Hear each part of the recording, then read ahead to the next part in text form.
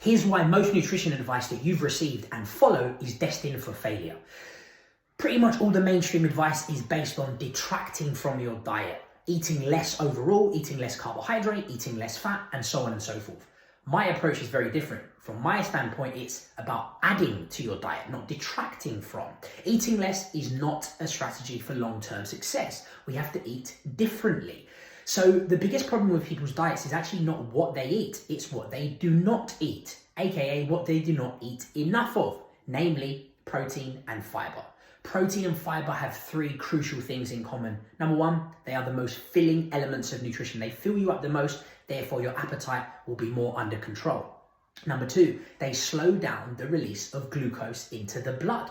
So if you consume enough protein and fiber, you also have better controlled glucose, energy levels.